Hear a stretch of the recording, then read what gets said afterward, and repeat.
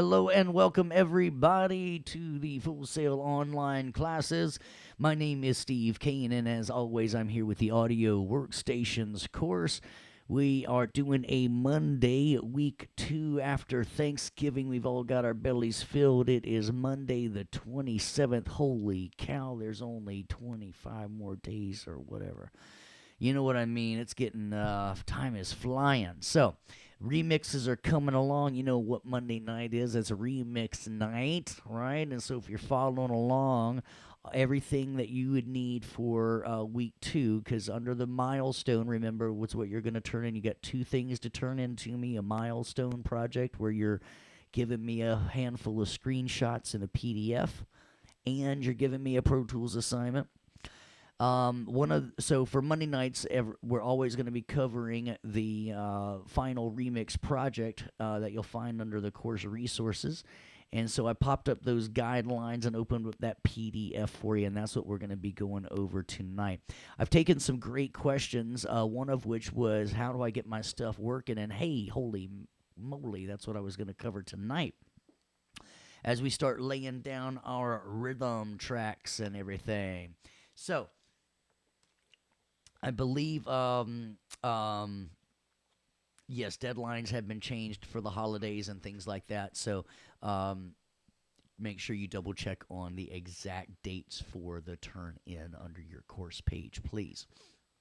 All right, so under the remix guidelines, what I'd like to do this week is hit a new rhythm and lay down our own thing. And so, as you're reading this, the couple things that I wanted to stress is that, even if you weren't really into the song, that because there's only 2 or 3 songs that you're going to find on Adaba, and that can be very indicative of working with a client, maybe not being so much into their song. And sometimes you just got to be professional and kind of get through stuff.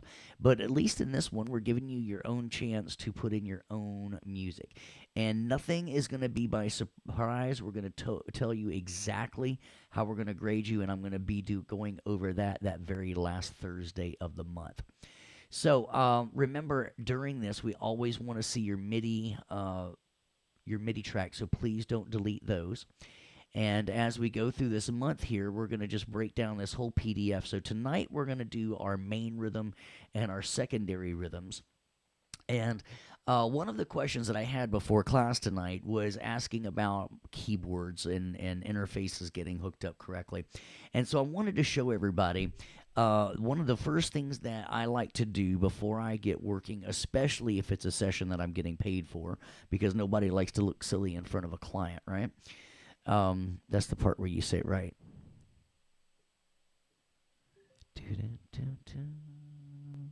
There you go, TJ. Oh, I forgot to give shouts out for all of my people sitting here. I got 25 people showing up. What's up, Aziz? Sorry for that. Aziz, Albert, Cody, Damon, TJ, Darrell, Devon, or Devon. I think it's Devon, right? Frank, Franklin, Gina, Ian, or Ian, Jamie, Jerron, Jeremy, Joseph, Jingleheimer, Schmidt, Joshua, Juan, Julia, Marianne, Ray, Sean, Robert, Sarah, Stephen, Timothy, and Trevor. It's all a pleasure to have you guys here tonight. So, as we get rolling, I want to remind everybody to please only use the plugins that we are giving to you. The very first from your Launchbox package, even though you might have some really cool plugins of your own, we want to make sure that we, as our teachers, can be we know we can load up the exact plugins that you were using, and if you are using the ones we gave you, we can do that. So we're gonna go on our main rhythm tonight. I hope everybody had a great Thanksgiving. So I did the liberty of pulling up my session beforehand here. And I went ahead and I did a Savaz. Who wants to tell me why I did a Savaz before I started? And look, because now my file is named Day 2 Drums. It gives me a wonderful type of backup copy if I made a mistake and you're thinking, Steve, you would never make a mistake. But as I show you this, and tell me if you know the exact name for what I'm going to show you, the folder that contains all of the elements of the session is called the session folder. Very good, man. Robert's to the quick draw on that one. Frank is right in there. And check out how many backup versions that we go to, because sometimes you're going to be working and the producer's going to say, hey, yo, I'm going to go grab a sandwich. Can you keep on working on this and chop it up for me? And you start chopping it up and they get back and they say, What? You sound crazy. So then you can always go back to the one that you just started right before and you don't lose all of the other work. So it gives you a great backup session. The other way I also use save as that I'll talk about later on in our mix day is as I start mixing, it gives me a way for alternate mixes and things like that as well. And you never know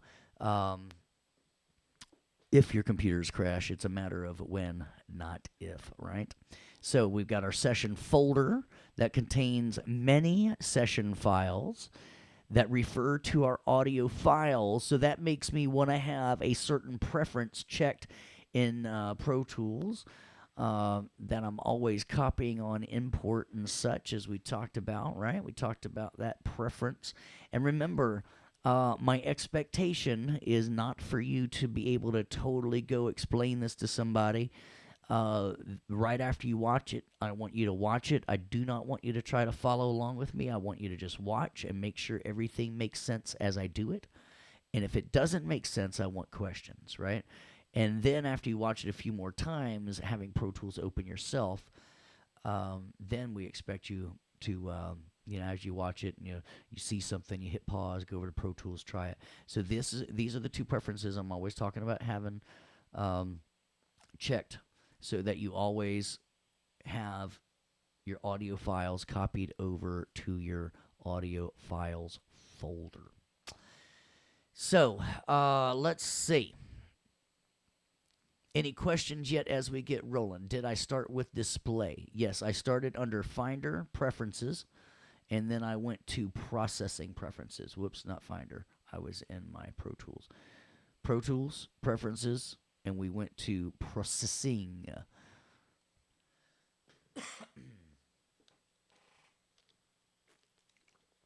All right, so sometimes audio files, I had a great question by Juan that said, why do some audio files get duplicated? It depends on when I usually comp them. Remember when I comp tracks, it makes a new audio file. Comp might be the wrong word for it. Let's use the exact word for it. When I consolidate tracks, sometimes I can get duplications. There's many other ways that I can get that. And what were the two things? Ask me that one more time. Bit depth and sample rate, right? Very good. If that way, that when we're copying under the two things that we want checked are copy files on import, and then we to convert them to the session format, and that could be either sample rate or bit depth or even the type of file. If we want to convert maybe an MP3 to something like that. Everybody cool like that? All right. Any others? So we're rolling good. So what I want to do tonight, we last week we made a tempo map so that we made a click track so we could start from measure 1. I just hit return to get to measure 1, right? Return to the beginning. And I hit play. Whoops. All right. So does anybody remember the quick key to turn on this click track so I don't have to click it on and off? Well, I double clicked it to get my preferences. Double click to get your preferences, and we'll talk about that here in a little bit. But does anybody remember the quick key? I always remember it in a cheesy way. You're lucky if somebody can play with a click track, right? Lucky number 7, right? So I had some people shouting out some awesome quick keys. Command number 1 does bring up my whole transport window as well, and Command 5 is going to bring up my memory locations. And I just like to have these anyway because we marked up the song, and we're going to keep marking it up as we go along. So those are two that I always. All right, so the way I remember those is Command 1 is that is the first thing that I want to bring up as my transport, and then I'm going to give you a high 5 if you're using your memory locations, right? So Now, as we strip out all the music, because we had this music going, right? Let's turn on the click track. So it's going to work from the very beginning. See how our tempos match from measure 1 to measure 3?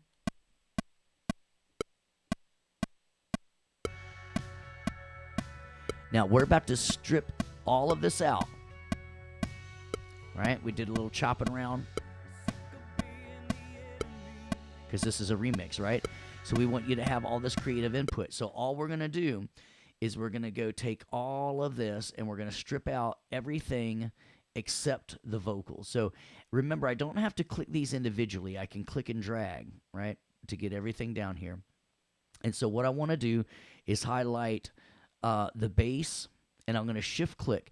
And remember, I don't have to do it over here in the edit window. I can, in the edit playlist area, I can do it over here and hold down shift, right? And what we can do is right click and hide them and make them inactive, right? So now we have, when I hit return, is just the lead vocals. And they're probably not going to start until the tag. All right, everybody cool what I did? I'm going to hit save. Any questions at this point? So now we're going to start building up our own rhythm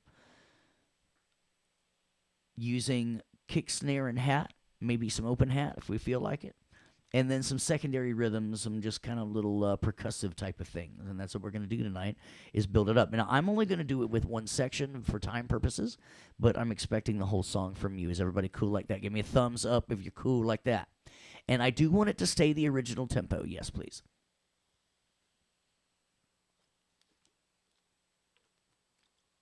Word up. Somebody showed me one time that y'all getting crazy with those emojis. I haven't figured that one out, but somebody told me that this was thumbs up too, the little BD sign. All right, so now that we've just got this, we're ready to lay down some main rhythm, right?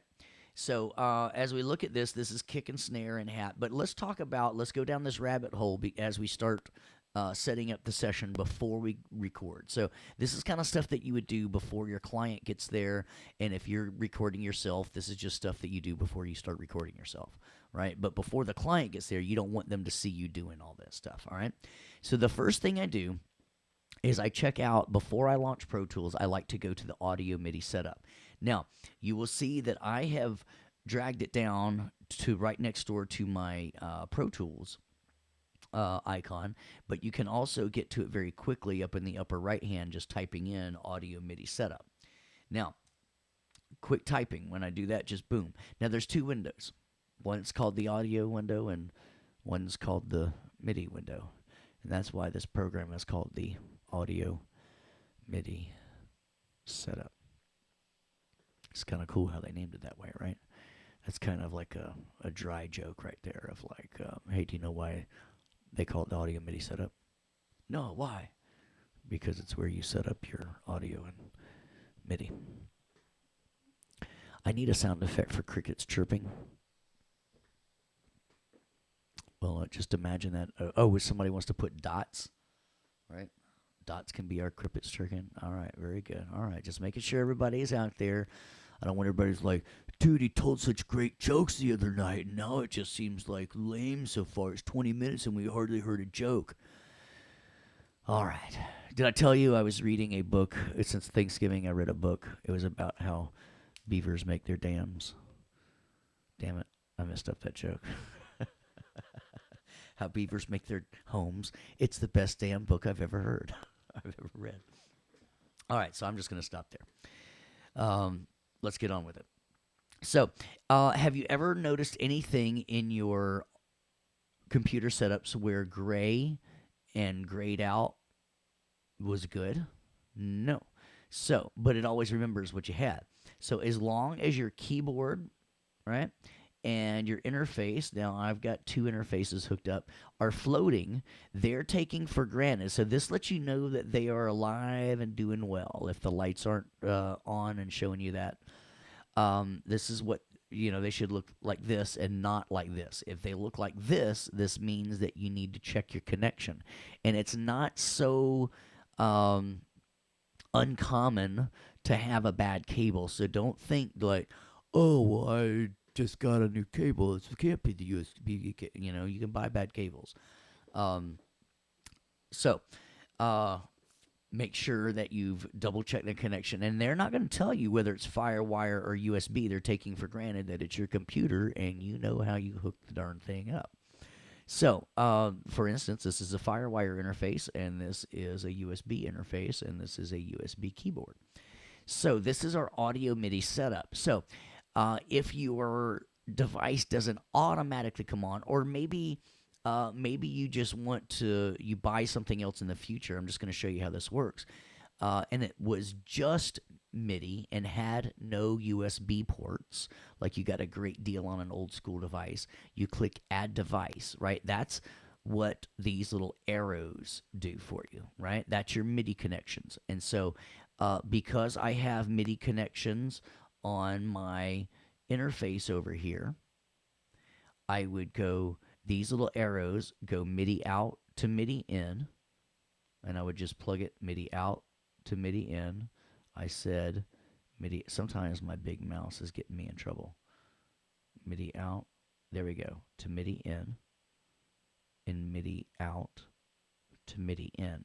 And what kind of wiring do I call that in MIDI world?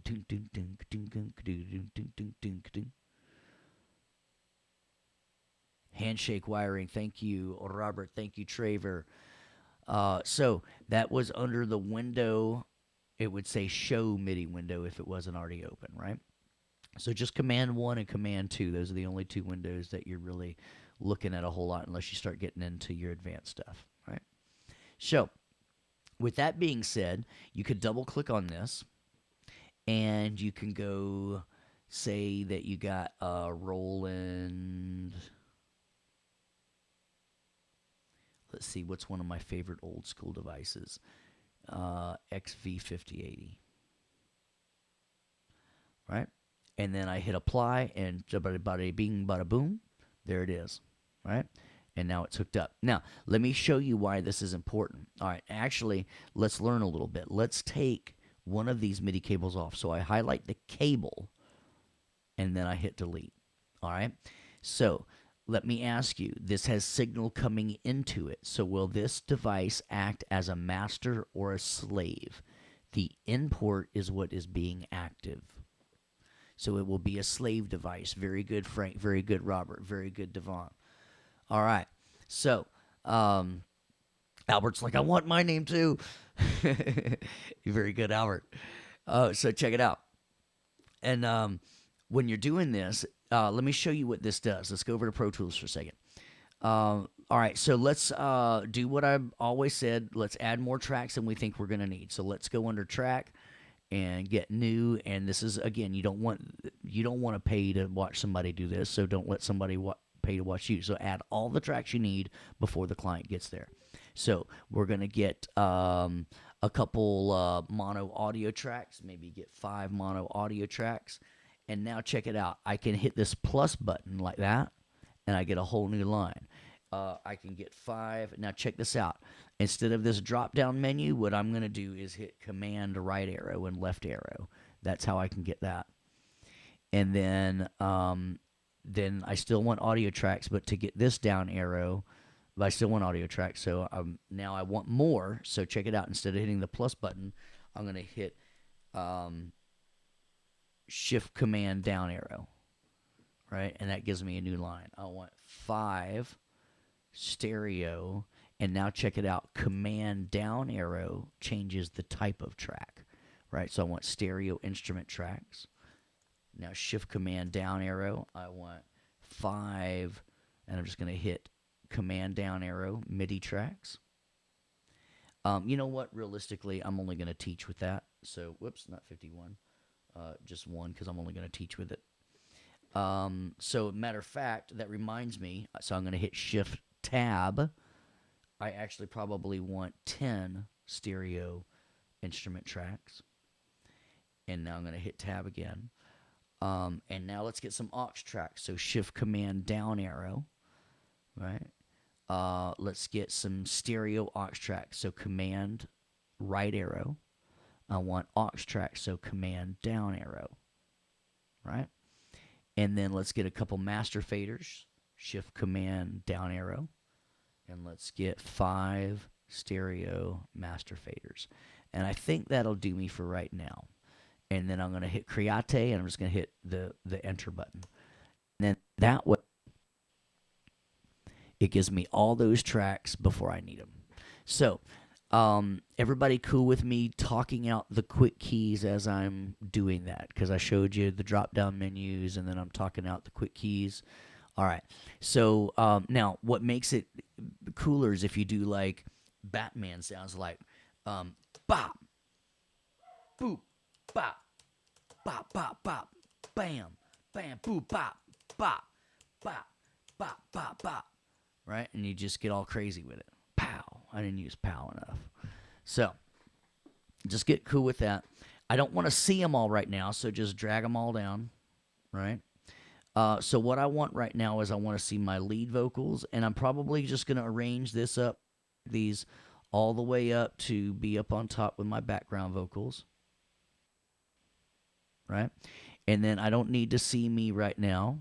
I don't need to see my, I do want to see my submaster. I don't need to see my verb. So what is my quick key to make everything fit? What I just hit to make everything fit. What did I hit to make it fit? What did I hit? 3 fingers and down. Look at that tag team action with Franklin and Timothy, like 3 fingers down. I like that. Boom, 3 fingers down. I like that. 3 down. Bam, bam, boom, boom. I like it, everybody. Thank you for being so interactive. I appreciate that as a teacher. All right, so check it out. I want to school you on something. Everybody wanting to learn something, right? So check it out. Instead of fooling with this list, right, as this gets bigger, I want to fool with this list. So what I'm going to do, how do I get this? How do I make a new memory location pop up? I told you the other day, you can do it the down arrow way, right? You can do it the down arrow way up here by like new memory location, right? But how did I do it? Just by popping it up. What'd I do? I'll give you a hint. You can enter a memory location during playback. Very good, Gina.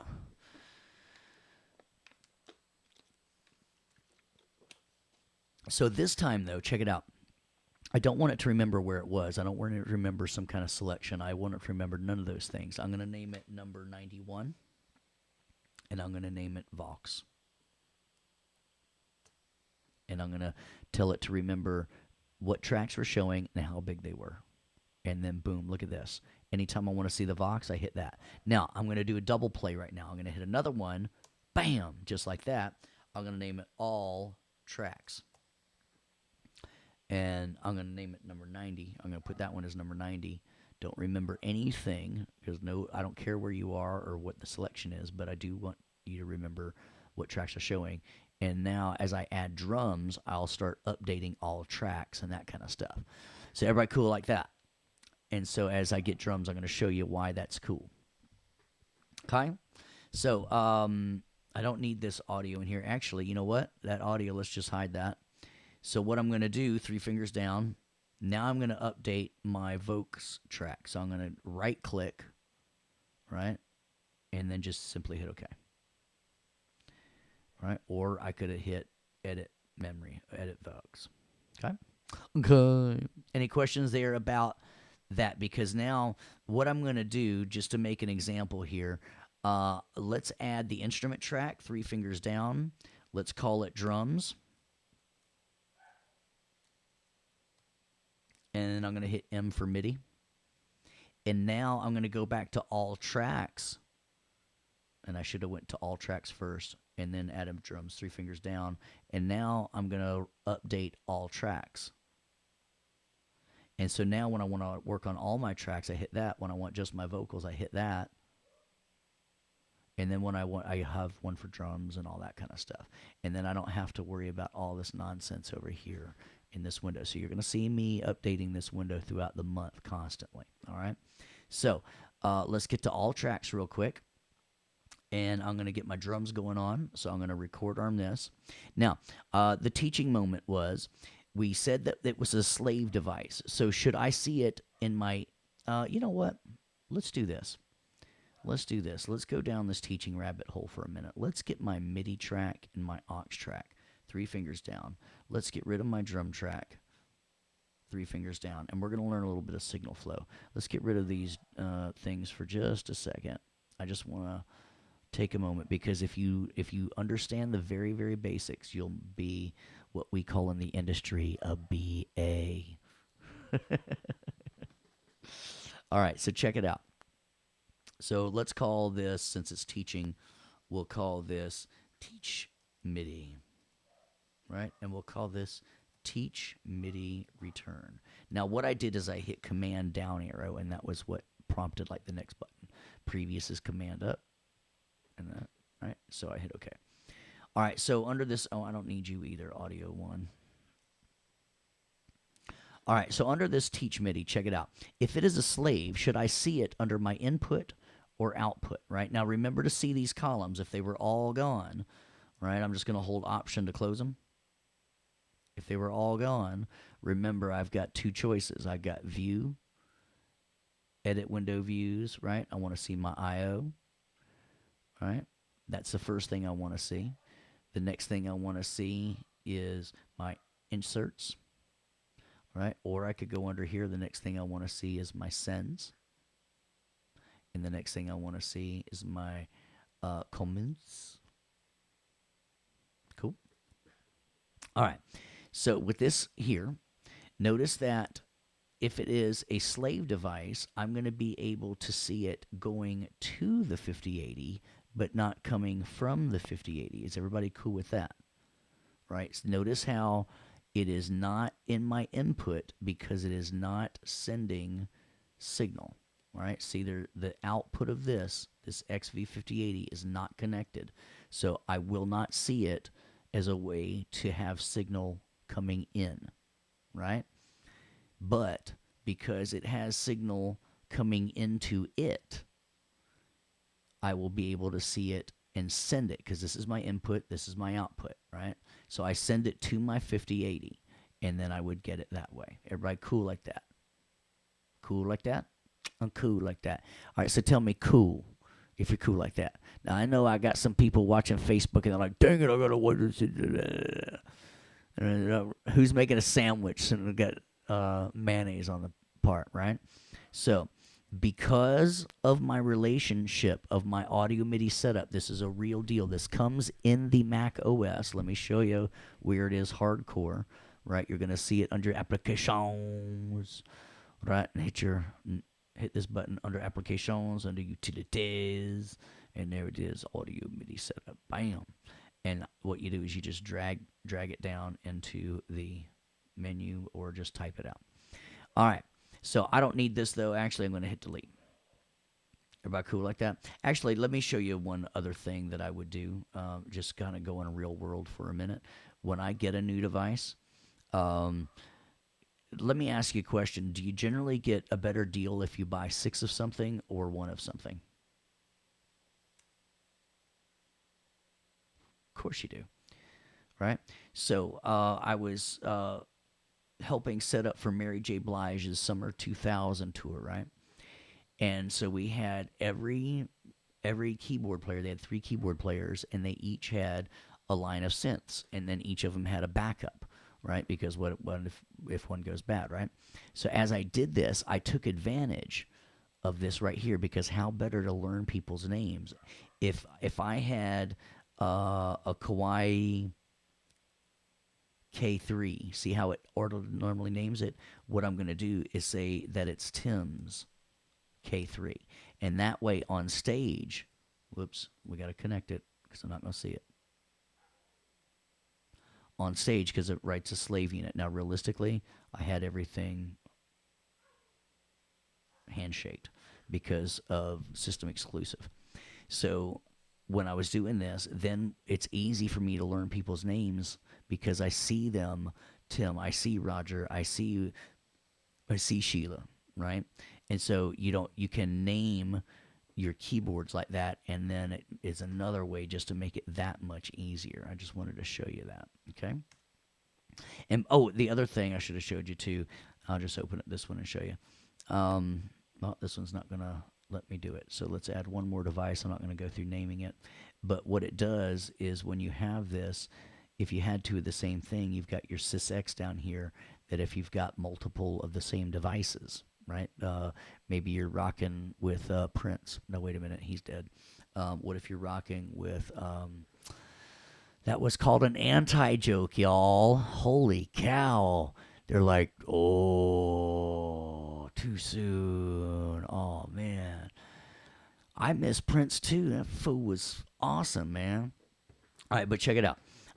Maybe you're working with somebody like Stevie, and Stevie's got a couple of the same things. Now you've got your sysx ID number to even though they're the same manufacturer, model number, and then sysx ID number. Isn't that cool? How it does that? So that's all cool like that. Don't apply. That's fine. All right, let's just delete these so they're not in the way. Okay. Okay. All right, so you should see your keyboard floating around here. So see, mine is called Steve's Keys UMX 610, right? So that's why I see it as in here, Steve's UMX. Everybody cool with that? So that's what I'm playing. So I'm going to put that on all channels. Everybody cool like that? And now if I hit my MIDI button, I should see MIDI. Everybody cool with that? And I'm not hearing anything.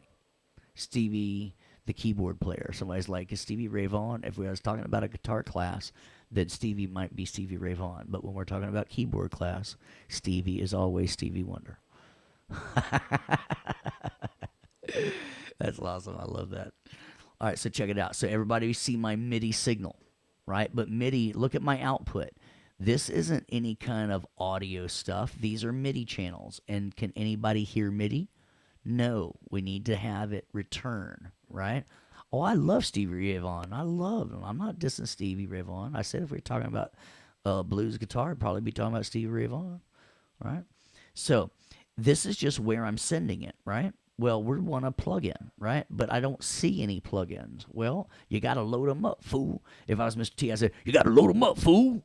Well, where do I load them up, Mr. T? We got to load them up on the inserts, fool. Well, what insert do you recommend, Mr. T? I recommend the first insert, fool. Why is that, Mr. T? Because if you put it on the other one, you won't hear the effect in front of it, fool. Okay. Everybody understand that? That's how Mr. T would teach you. Come on. I pity the fool that don't know that. So check it out. Look at this. I'm going to go under here. I'm going to go under my instruments and expand. And now look at this. Look at this. Look at this. I said it 3 times. Look at this. Man, I am going faster on my computer, and I swear I restarted it before I went here. Now, every plugin is different, right? But in a global sense, presets are generally the hierarchy. That's what you change. You change them under here. Now, presets can be made of other things. In this instance, they are made up of 4 parts because Expand decided it wanted one preset to be made up of 4 parts. Does everybody get that? So you will not see me changing the part of the sound. You will see me changing the preset sound. And I'm just going to go under some drums, and we'll just get some a pop kit up here. All right. Everybody cool with that? And see how it changed all 4 parts? So the hierarchy of this is 4 parts make up a preset. Or let me say it for my Yankee folks, full pots. I got full pots here, and I'm making up a preset, huh? Yeah? All right.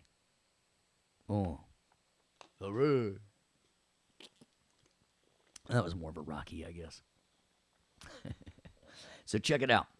I got this pop kit. So now that I've loaded up, let's just close it down. Pow wow. It's still there, but looky. Look at my output. Teach MIDI return. On the expand track, I've got expand 1 loaded up. I've got channels 1 through 4. Well, if you didn't see, click over here, check. See, I got all my MIDI channels right here. Right? Right? So I'm on MIDI channel 1. I click on it. If I want to change it, I can change it. Don't do it. All right? Leave it on channel 1. And now look at it. Now just look at it. Would you look at it? Well, just look at it. I can put it on channel 1 like that. And now look at that. Would you look at that? Just look at it. And now my audio is getting created from my expand and then I'm sending it out monitor 1, 2. And what I want to do is actually send it out to my submaster. You don't have to yet. You could send out your monitor 1 and 2, because this way I can talk over it and under it, not above it and around it.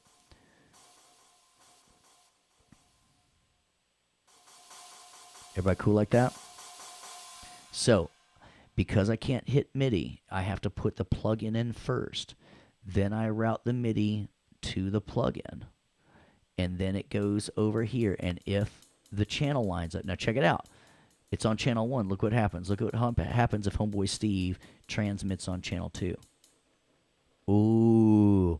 Ooh, look at that. Would you look at that? If I transmit on channel, or if I send it to channel 2. Oh, look at this. Look at if I tell it to look for channel 2. Oh, my receive channel still doesn't match my transmit channel. Uh-oh. See?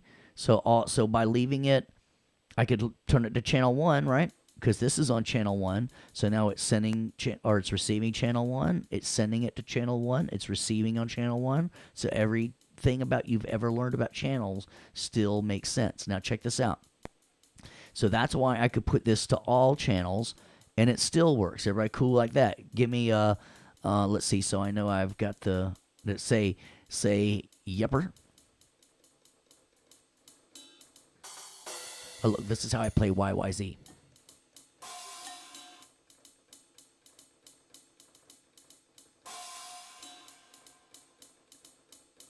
That's my rush joke. That's YYZ. All right, so thank you for my yuppers. All right, love it. Now check this out. Look what happens if I just go up here to all. Whoop. It still works because any input is going to go trigger the expand. It's going to be sent out channel 1, and because this expand is set to receive channel 1, it's making sense. It's lining up so I can go.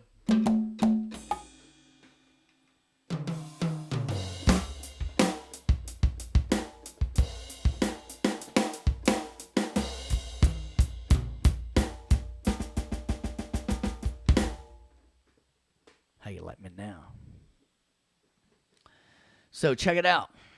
Does that wiring make sense? Right, cool with that? All right. So I personally like. Let's go up here to the verse. Is that? At night I dream of killer whale and barely ever get away. All right. Now I want it to click in eighth notes. So what I'm going to do is at the very beginning, under the meter, what I'm going to do is I'm going to insert. Whoops, sorry. See this big mouse is getting me. Under meter here, I want it to click eighth notes. All right. So now when I go to the verse, all right. So let's talk about this. I want to set up a little count off because I don't want to just jump right in. I want it to be like, All right. So I'm pausing. This is where the vocal. Yes. So what I did, right? If I look at all tracks, I'll see my vocal, right? Oh, but I gotta update this because that's not what we did. This and this. So check it out. I hide and make those inactive. And then we were using the MIDI track and the Teach Me. Whoops, not the Master 2. See, this mouse is getting me. 3 fingers down. So let's update all tracks. So right click. So now I've got all tracks here now. All right. So I'm right here, and I want to go to my verse. At night I dream of killer whale. But I don't want to just jump in, so I want to set up my count off. So I double click on my metronome, uno, dos, which is just Spanish for 1, 2. All right. So I usually have it play during record and playback, and then I manage it with the number 7, right? Now, this part right here, if you're working with like a British bit and you need an accented beat like that, and somebody's talking with an accent, you got to use it right here like that. And then for the times that you don't work with somebody British, and you would use the unaccented.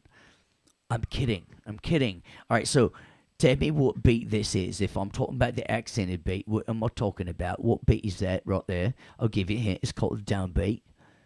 Which one am I talking about? Who's going to tell me? Do do do do do do do do do. Okay, it's do do do do do do do do do do do do do do. The downbeat is always beat one, right? Beat one is the downbeat, right? So I've got the downbeat is the accented beat, and this upbeat is going to be this unaccented beat, beats 2, 3, and 4. All right. So right now I've got to set to the same sound, so they go like yak, yak, yak, yak. If yak was the sound, but that would just make it all yacky. So I've got like a click sound loaded up like that. And then check it out a little bit louder like that. See how it's accented like a little bit, right? 127 over 100. Or maybe I don't want that. Maybe I want it just to click the same, right? And it's clicking the same, and then I never know what it was, but check it out. So I want to hear the one, so I put a 127, so I hear a little bit louder. Some people might want a whole different sound. That's cool too. And then the duration of it. All right. Now, suppose you're working with somebody like I don't know. Why is it all I think of is dead people? I was gonna think of Michael Jackson. I was gonna think of Prince. I was gonna think of, it's like, why? Because I'm not gonna think like, maybe you want to work with like Justin. I didn't say Justin Timberlake. I can say that one. All right. Woo! I'm glad I didn't slip. So Justin Timberlake, right? And Justin Timberlake says, "Yo, I wanna take that out to 808 and make a real sound or something." All right, very good. But since I'm not taking it out of my system, I'm gonna leave that none. Now, I like having 2 bars to record. A fun trick to play on your friends is to change this to 20, and then have it, every time, and that way they're like, dude, every time I'm here and I hit play, it's like takes forever, and I don't know what's happening, and it's just like it's like forever that it takes, and I don't know what's wrong. And you're like, here, let me fix this. Let me show you something. Check this out. I'm gonna double click it on the metronome beat. Remember, what I say was the quick key to turn it on and off, because you're lucky if they know how to play with a click track. What I say, that's right, Devon, 7, that's right, Gina, 7, Franklin, Robert, woo, woo, Albert, woo, woo, 7, 7. So check it out, a double clicky on it, bam. Now remember, it's not going to make the ba-bam sound. You got to do that yourself. So let's change this back to dos. Or no, let's change it to d. Only regular chord, because I don't like it when I hit the play and it just waits and waits and waits. I do not like that at all. I don't. So we're only going to have it during record, eh? Very good. Okay. I think you spell that with an X. All right, so check it out. Now, hit V1. Now check it out. 2 bars. See, this mouse is screwing me up. All right, so now I'm going to hit the number 3 to record. And now check it out. Oh, let's take loop playback off. I'm going to right-click on this and turn loop playback off. Or I could have done it up in options. Loop playback. Okay? Shift Command L. All right, so here we go. Oh, look, no tracks to record on. So let's hit this. Make sure we're getting. All right, now here is Homeboy Steve's just tip of the moment. Don't try to just record the kick drum, because it's hard to go like.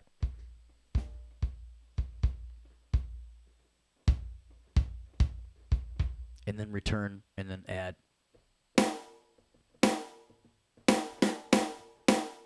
Do them both at the same time. Kick and snare are kind of easy. Even if you need to do one on one hand and one on the other, like.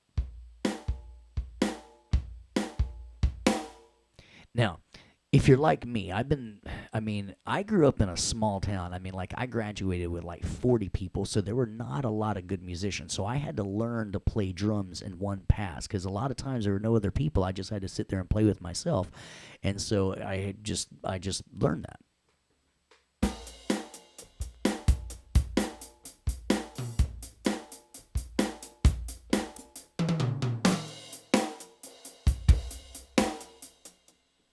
Oh, it takes me saying that to get somebody to go ah. All right, so kick and snare. Here we go. Kick and snare. So a little teach moment. So now we set up our 2 bars. Now check it out. So hold on. I said eighth notes, baby. I said eighth notes, man. Did we say eighth notes? Did we say eighth notes? At measure uno. We said we were going to click eighth notes. So go to the verse.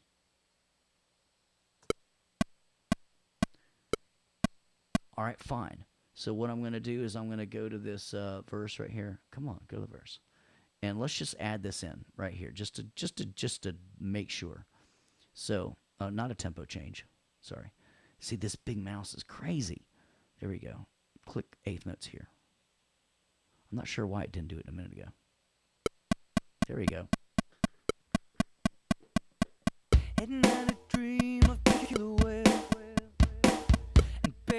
All right, so I totally messed that up, right? But check this out. Quick question. Quick question. Is Pro Tools right now destructive or non-destructive? You can say D or N. Destructive or non-destructive, right? Generally speaking, right, we have to put it in destructive mode, right? So we're in normal mode, which is non-destructive. But look at the very nature of MIDI. Look at this. This is MIDI 1 right now, right? So I don't like it, so I'm going to record over it. And by nature, MIDI is destructive. Watch this.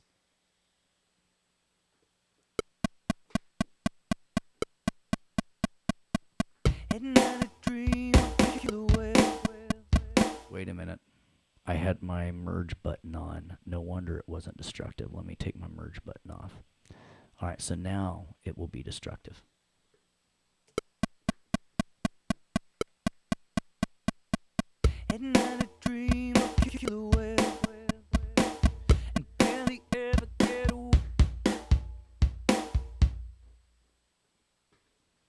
So I stopped that, but you see it's still MIDI 1. Does that prove that it's destructive? Is that cool? All right. So now what I'm going to do, though, because I selected, notice up here it gave me 2 red arrows, right? Those aren't superheroes. Those are called punch in and punch out points. That's called an auto punch, right? Some people just call it the AP, the auto punch, because it went in and out. It stopped automatically. You saw that, right? You saw it stop automatically. I was ready to keep jamming, and it stopped me, right? So now, so what I'm going to do instead is I'm just going to put my cursor here. Notice that my 2 arrows, so just by putting my cursor now on verse 1, it's going to still write over it because it's destructive, but because it goes longer, it might name it something else. Let's do an experiment. But I'm not making a selection.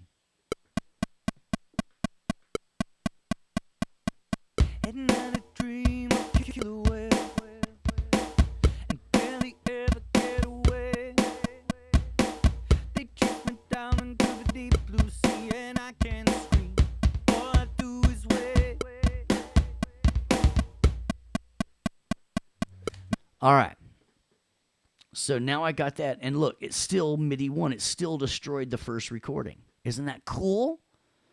All right. So let's see how on beat it was. I got some people saying, like, yo, dude, you need to quantize that. It sounded on beat. And yeah, man. But let's see what happened. I appreciate that. That's awesome. I've been, making music kind of crazy, for a while. So let's check this out. So I can check under the MIDI event list and look at exact numbers. So I can tell by exact numbers that it's not exactly quantized, or I could look at my grid. Right now I've got a 30-second note grid. That might be fine. But let's zoom in. Let's see if we see that grid. Now, remember, if you're not seeing the grid, that's that little grid button, right? You got to turn that on and off to see it. So as I go in here, by the way, right now what I want to do is set it up so it scrolls with me as it plays, right? So right here, like on do. So as I zoom in,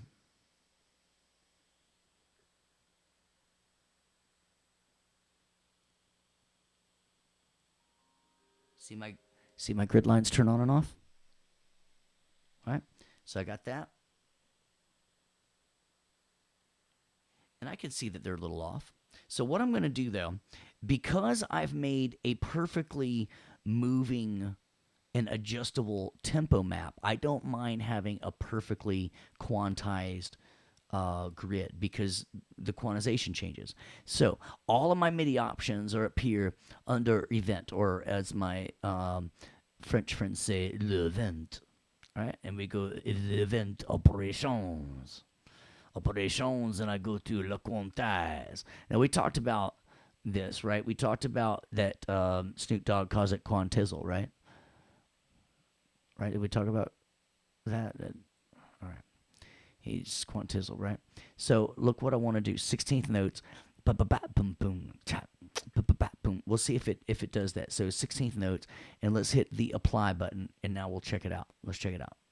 Now, see, this is one of the least gratifying buttons because people are like, dude, it didn't do it. Let me hit it again. Oh, let me hit it again. It didn't close. I can't get it. And then when you look at the drunk uncle window, who wants to tell me, do you remember the drunk uncle window? Do you remember which one I'm talking about? The undo history. That's right, Gina Bobina. So check it out. The undo history. Bam. Look at that. Look how many times I quantizzled for sizzles. Right? All I needed was once. All I needed was once. Right? It's such an ungratifying window that at least it could like close after you hit apply, right? It's like, at least do something, right? So, now I've got this nice quantize.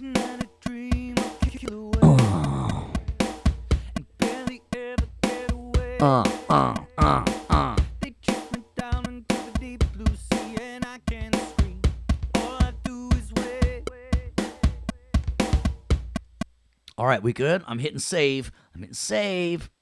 So now check it out. Now I want to go non-destructive. So now check it out. If it's merging something, come on, merge. There, you see that says MIDI merge?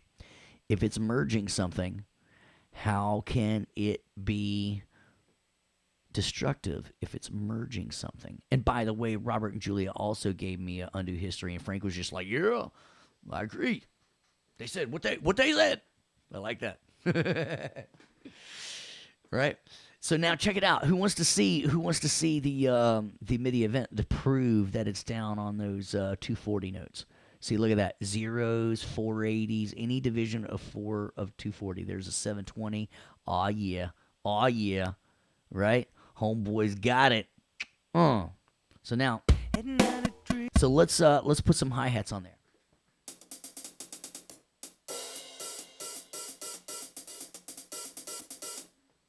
All right, so check this out. You know what I want to do? You know what I want to do? You want to see a magic trick? Do you? So in case I can't play this that fast, here's what I'm going to do. I'm going to mute this vocal for a second. All right? I'm going to take it to manual tempo for a minute. That's at 71. And listen how much slower it is. Right? Now this time, since we're playing it slower, actually not because we're playing it slower, because I don't want to go back and quantize afterwards. Check it out. I've got input quantize, and guess what that is? That quantizes on the input. You're like, no way. What? So I enable it. Bam.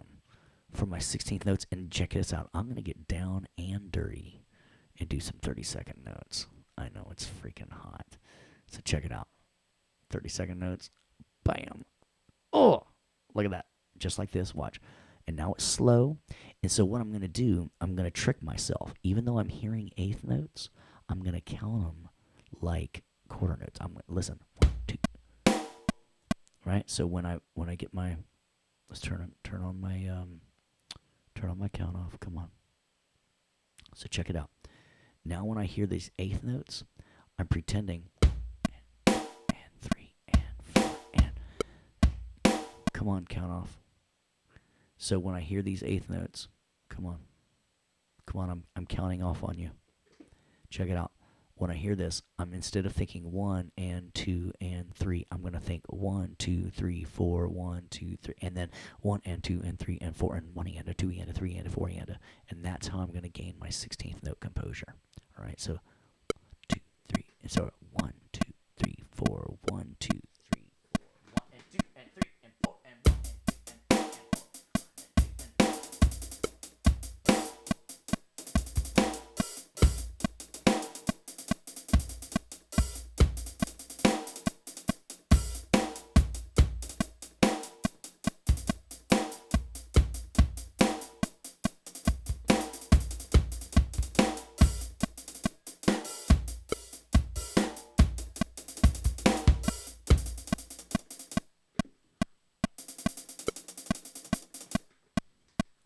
and now check it back, right? And now, just to prove it that, and then put in quantize work. Let's look at our MIDI event list again. I should remember option equals, right?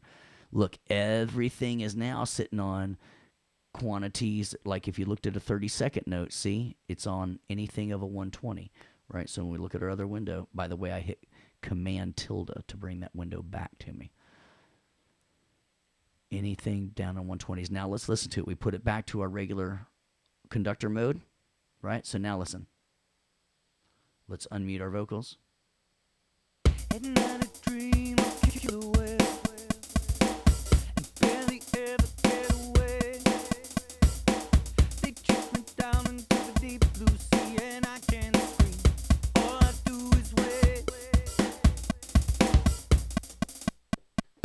Now, I lost it a little bit because I wasn't quite sure where I was, so I probably would want to track that one last time. But we can edit it on, we can do whatever, we can, when I say edit on it, I get my grabber tool, right? And I double click because it takes two to make a thing go right. Right, so I double click it, I get my graphic editor here, my piano roll, right? And it shows me all of my kick, snare, hat, and open hats. And let's listen. And then when I want to...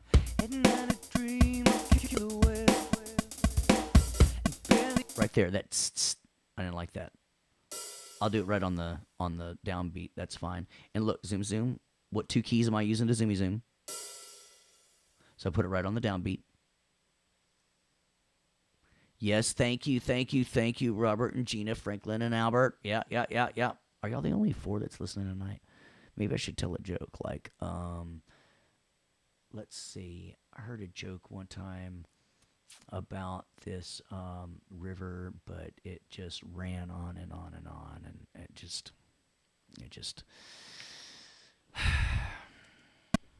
And not a dream of killer.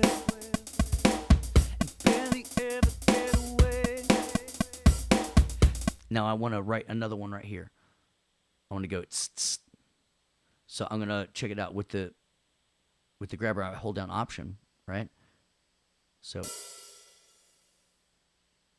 there. Let's see if that's what I want.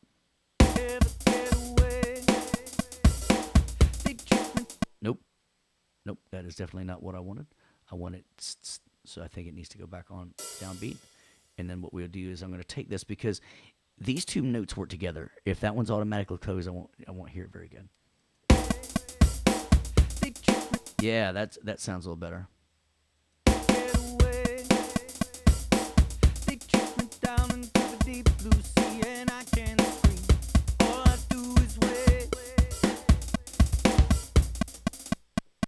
All right, so good.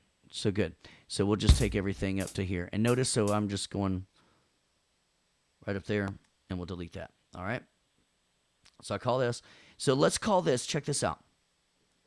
Show this. If I hit verse 1 to pre-chorus, so I'm holding down shift. Look at that. You see how it automatically selected it for me? Oh my goodness. Now, does anybody remember the command that makes it trim to the selection? I pity the fool that don't remember how to trim to the selection. Right? Remember that? Yeah, check it out. I pity the fool, right? That's Command T, right? I pity the fool that don't remember Command T. Where was it? Trim to selection. Darn it, where is it? Oh, trim. It's not giving me because I don't have anything. So if I had something selected. I showed you my quick keys, right? Command 3 and 4. I do that a whole lot, Command 3 and 4. All right, so now if we looked under Edit, you'd see trim. Oh, come on. Now the other window's not open. Jeez. Trim clip to selection. See, Command T. I pity the fool. All right. Now, unfortunately, T doesn't work just by itself because we know that's a zoom. You're right. Just because we zoom real tight. Now, we saw the start of insertion and end to insertion, and we learned some easier ones the other night. Where if you found the top and the bottom, we'll talk about that in a minute. But so now we've got this. So if I want to rename it, I can take my grabber tool and I can double click, right? And now, oh, sorry, I'm teasing you. Double clicking gets that. I can right click and then I can rename that there. And we can rename this drums verse 1. Right? Did I tell you the magician? He was my friend. He was such a great magician. He was driving down the street, and it was like turned into a driveway. It's crazy. All right, so now I've got the drums on the verse. Now, please remember, I'm just going to build up this verse. Now, how many people think wouldn't it be nice to have all them drums sitting there up on another track or something like that? Where I could have a separate kick track and a separate snare track, because that's what they do out there in the real world, right? They put a snare in the track and a kick track and a open high track and a hat track and all that, right? That's right. All right, so let's hit pause for a minute and let's take a moment with Steve and learn. All right, so here's the way I teach this. All right. So everybody cool with my signal flow from my MIDI track to my aux track, and everybody is absolutely 100% down with the fact that if I use a MIDI track, I have to use a corresponding aux track. Everybody like that, say, okay. You can say, okay, if you want. Or yes, if you like. Jeremy says yes. Okay. Tim's like, no sling blade. I kind of like it like my French rabbit taters. That was one of the first ones I ever. Drugs are bad, okay? That was one of my first imitations I ever worked on with Sling Blade. All right, so check it out. Check this out. I got 25 people in the room, 24 people in the room, 25 including me. It's easier in Studio One. Check it out. All right, here's how I teach this. 1 plus 2 equals 3. Everybody cool like that? Give me a cool. All right. Good. All right. Yes, Sarah, really. All right, so now check it out. MIDI. Oh, no. Let's do this one first. Peanut butter plus jelly equals peanut butter and jelly. Right? Give me a word. Say word. If we know that one, right? Peanut butter plus jelly equals peanut butter and jelly. All right. Here's the last one. Here's your answer. Are you ready? Sarah, this one's for you. Peanut butter jelly time. Check this out. MIDI plus aux equals instrument. What? Are you telling me that I don't have to use a MIDI track and an aux track? That's what I said. I said MIDI plus aux equals instrument. Look at this. I'm going to pull up this instrument track right here that we did, and I'm gonna put it underneath. and put it underneath. Right click on it. Whoops, come on, go underneath. I'm going to right click on it. I'm going to make it active. Now, I need one more column. I need one more column. Check this out. Check it out. Check it out. Everybody see my big mouse right up here? Let me even see if I can wiggle it and make it bigger. Oh, yeah. Even though it's big right now, I can wiggle it and make it bigger. I like that. Check it out. If I look at my instrument column now, boom. Look at this. Now, look at this. I got some MIDI functionality. Look at this. Look at this. Look at this. Look at this. See how it says none? I could even route it back up to my other one if I wanted to. But look at this. Look at this. Look at this. I'm going to drag this out of here. I'm going to drag this down here. And to make it easy on myself so I don't accidentally slip it, I'm just going to put this up to a bar. Right? I'm just going to drag this down. You don't have to make the sound. I did that really.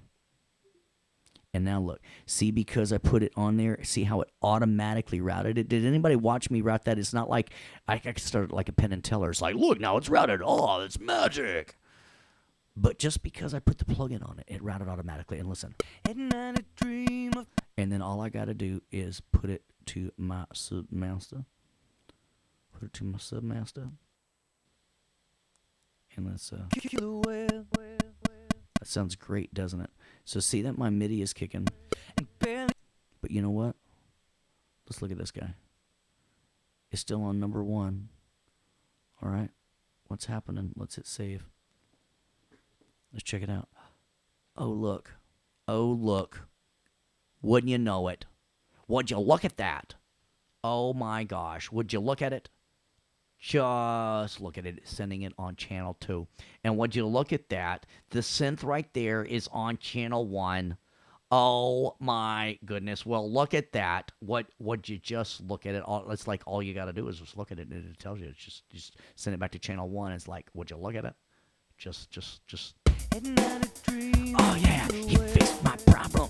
Oh yeah. Oh my gosh, this MIDI channel stuff makes sense. Oh my gosh.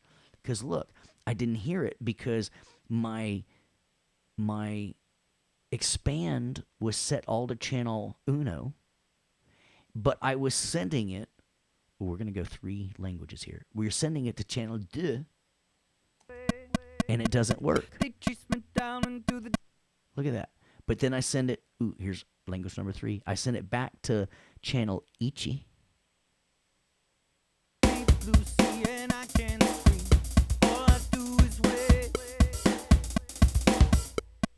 All right, so all we're doing is lining up channels because what happened is I didn't hear it at first. So I looked at my plugin and I saw that it was receiving channel 1, but when I looked at my instrument column, it was on channel 2, and I was like, well, duh, it better go to channel 1. And so now channel 1 is going to channel 1, and now I see the MIDI here, right? Here's the MIDI column. Look at the MIDI column, right? We had the MIDI column there, the MIDI column here, the audio column here, the audio column here. So, right, MIDI plus aux equals instrument, right? So check it out. It took all of the MIDI signal flow. See that? All and MIDI 2-1, right? And so by me showing the instrument column, it gave me the MIDI signal flow. And then it gave me the inserts and sends. So instead of putting an insert on the aux track, I put an insert on the same track. I made sure my channels aligned, so when I opened up my plugin, it was on channel 1, and I was indeed sending it on channel 1, and oopsie whoopsie, it wasn't, so we made sure it was. And now that is doing it in one track, we no more have to go MIDI to aux. Now we can simply do an instrument track and everything works.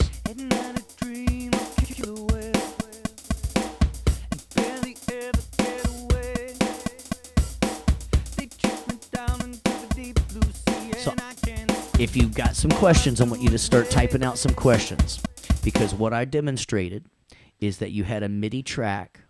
If you decided to use a MIDI track, and you know it's a MIDI track because it's got the little MIDI signal little icon beside it, that it has only MIDI output, so therefore you have to then use a corresponding aux track. And though we put a plugin on an aux track and we made that work, and we said, awesome, and everybody understood. And then I said, but why use 2 tracks if we can use one? We've got these things called instrument tracks. And we said, if you take a MIDI track, all the properties of the MIDI track, and all the properties of an aux track, we call it an instrument track. But now, in order to see our MIDI routing, I had to make sure that was also seeing my instrument column. And so now in one track called an instrument track, I've got my MIDI routing and my plugin and then my audio routing. So now I am able to actually hide my MIDI and aux track, make them inactive, and now I've got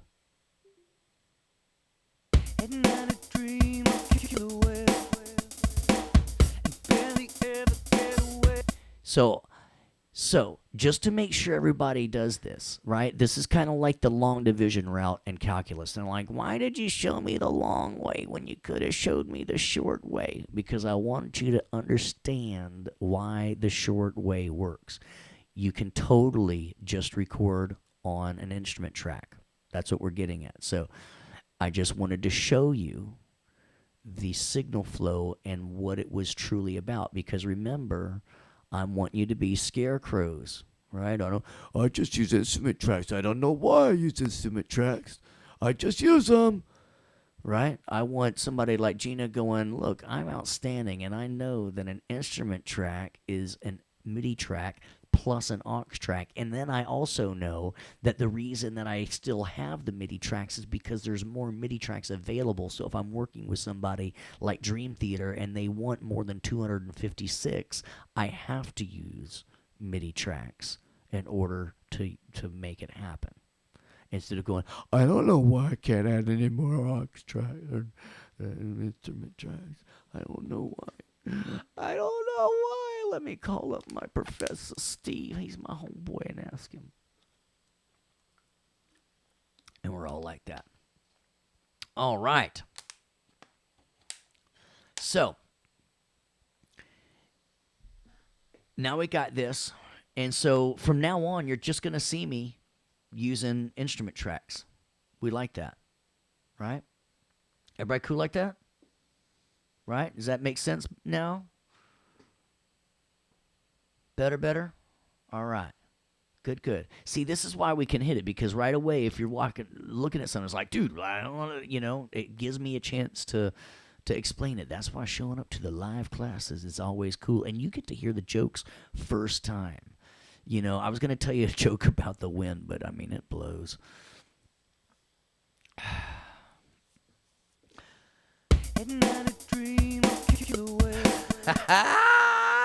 I want to put this on separate tracks. How do you get it separated?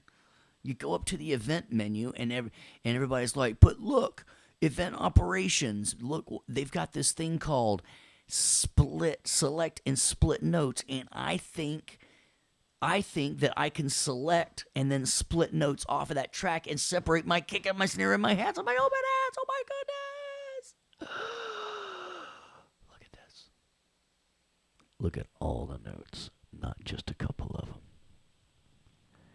And don't just select them. Split them in half. Cut them away. Don't copy them. Cut them. And you know what? Make each pitch a new track. That's what we're going to do. And watch this. Hit the apply button. Chicka pow wow. Bam bam chicka chicka. Ow wow. And how you like me now? How you like me now? And because I know the way the notes go, that I can go ahead and name. Hold on, I got 1, 2, 3, 4, 5. Did homeboy Steve accidentally hit another track? So check it out. I'm just going to double click this and we're going to call this the kick. And it's probably going to let me, it's probably going to go kick M. And then I'm going to hit Option Up, which is like previous. We're going to call that the snare. And then we're going to call this the closed hat. We'll just call this hat for MIDI. And Command Up. And we're going to call this O hat for open hat. For MIDI. And then I hit the Awk button. Now let's see what this is all about. See how I named those all? Let's see what this this top one had here. What was that? Oh no, that was our open hat. That was our open hat. So I must have. So check this out. Let's figure out. Oh, look at that. Would you look at it? Would you look at that? That was probably just a mistake right there. So what I'm gonna do is I'm just gonna hide that and make it inactive. And we're gonna call this one open hat. All right. So now we got that. Now check this out. You want to see something real cool? Real cool? Check it out. Check it out. Check it out. How many people want to see how I can put the same exact plugin on all of them? Look at this. Look at this. Look at this. I could just move this down and then hit Option, right? But check this out. Watch this. Watch this. If I hold down Shift and I click here, and now I hold down Shift and Option, and I do this again. Looky, looky, looky.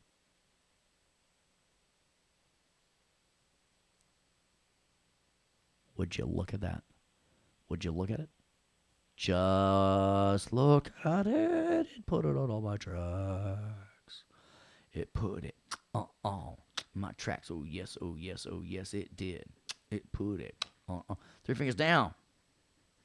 Let's update all tracks. Right click. Yeah, buddy. All right. So now. At night I dream of killer whale. Barely ever get away. That doesn't sound like drums, man. All right, well, check it out. Look at this. What I want to happen is on my kick track, I want to grab the preset from the, let's look at this. I've got an electronic house kit. It's got a nice little 808 sound. Electronic dub kit. Look at this. Bam. And then I'm going to go to the snare track, and I'm going to use the snare from the live kit because it's got a nice little reverb on it. And then on the open hat and the regular hat, because those two work together, I want to pick the same drum kit. I want to pick the same kit, you know, or pick the pop kit. And then go up to, and see how I'm not being like grandma on the internet. I'm not closing out this window all the time. Oh, look at that. I went to the wrong track. I went to go to this one. I'm not closing and opening and closing and opening and closing and opening. I'm just changing this because this looks so hot. This looks just so much better. And then that's still on the open hat. All right, everybody cool with this? And now listen. Listen, now I've got my own sound of a drum kit. Boom is what you're looking for. And now check it out. I'm going to hit save. And now check it out. I can hide this one and make that one inactive. As soon as I do that kind of stuff, 3 fingers down and update all my tracks, right? Because I always want to get everything back just easy. All right, so now I got this.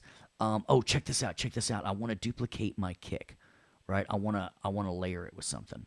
I just got this thing about going from top to bottom. So 3 fingers down. So let's call this one a double click it kick dos, which is just, it's Spanish for kick 2, right? So check it out. We're going to have kick 1, kick 2, and then my snare, and then my hat, and then and that's just the way I like them. All right. So we got that, and now we've got all tracks, and now I got everything. And check this out. A quick little copy, option drag it. Now notice that it says the same thing, verse 1010101, right? So whatever I do to this one, it's going to do to this one. True or false? If I do it to the same clip, it'll happen to the same clip. True or false? Do do do do do do do. All right, so let's do an experiment. So check it out. I'm just gonna option drag this. Bada bing, bada boom. All right, everybody cool like that? So let's open up. Let's double click. See, it's on note C1 right now. See? Now let's look at this. Let's do this one, and I'm gonna drag all these notes down to B. So now I got the right. But now look, when I go back up to this one, we're on C. Right? So now look, now I got a way. At night a dream of killer away, and barely ever get away. They chase me down into the deep blue sea, and I can't scream. All I do is wait. All right, everybody good? So now to automatically get all of these named, check it out. Shift, click, chicka pow wow. And then I go over here. Oh, look at that. I could have done it afterwards. Chicka pow wow. Now, what editing command have we talked about that might consolidate all of these and rename it automatically? Do, do, do, do, do. I'll give you a hint. It's highlighted. Do, do, do. It starts with a C. Do, do, do, do, do. It rhymes with consolidate. Do, do, do, do, do, do, do, do, do, do, do, do, do. Right? Consolidate. Watch this. Pow wow. Look at that. Kick down, snare. How you like me now? How you like me now? Some people are like, but aren't you worried about like doubling the size of your MIDI signal? Well, dude, it's MIDI. We're talking about kilobytes here. Right? So now check it out. How many people have gotten that error when you hit play and it would pop up and say, you got to change your buffer size. I just got a CPU overload, right? Yeah, you see that one? What's up with that? Know what I'm saying? So here's what we're going to do. We're going to put everybody at 0, and if they weren't at 0, like this guy, I would hit Option, click. I said Option, click. Are you seriously? All right. Option, click. Are you really serious?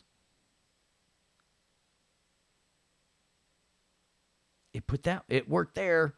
You see, it's like I'm not sure where to. It's Option. All right, there you go. So it was Option. I just said I wasn't clicking in the right spot there. All right, so Option, click back to 0. And now what we're going to do, so we don't get that error, is we need to commit these to audio, because some people were reading this thing and they were like, I was reading your PDF and I saw that it said it must be created via MIDI and virtual instruments and then recorded as audio. And I was kind of wondering how you record that darn thing as audio, right? Right, so check it out. I'm about to show you like this, right? Because these tracks are the only ones that need to be printed as audio, but your good homeboy Steve is going to tell you you're probably going to get crashes if you don't do this. Often you're going to see me doing it the whole darn there month. So what I'm going to do is I'm going to take this here track like that. I'm going to hold down the shift button. I'm going to click this on a track like that. I'm going to right click on this here track. Look at this. Watch this. Commit. And you're like, Steve, I think you need to be committed. And you're probably right. But it makes for a great teaching session, doesn't it? Can't say I'm not teaching you anything. Might be going about it in a silly way. But at least you're learning a lot. Unlike those vacuum cleaner jokes I've told, which just suck. I've got no space for a vacuum. I got no space for a vacuum. All right, so here's the big thing about this. Did you see what I commit these tracks? And I'm committing them as audio, right? Check it out. All of these are what I want, right? and then offline, and then I'm going to hit the awk button. Now, check it out. Do not delete the MIDI track. Do not do it. Just hide them and make them inactive, and that way we can insert them right after the last selected track, and then watch. Hit your awk button.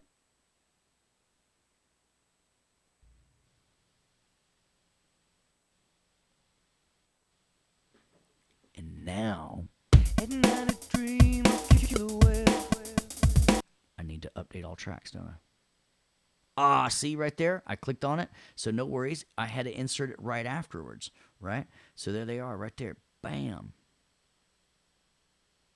Not my symbol. Right? 3 fingers down. Take these. See you later. Come on. Shift click. Hide. 2 fingers down. And right click. All tracks. I right clicked instead of regular click. That's why I didn't get that edit window. So now I'm back to all tracks. And now what I can do, since I'm already, so now I've got my drum set up. Let's go ahead and take out my vocals for a second. Go 3 fingers down and update our drums. So now I can hit enter. And so now we've got number 92 as my drums. Any questions so far? Looks like my open hat didn't get recorded a whole lot. We'll listen and see if it's there.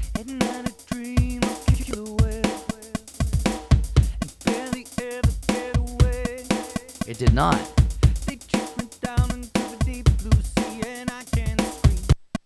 Ain't nobody got time for that. Ain't nobody got time for that. So I'm going to make you active again. Right click, commit.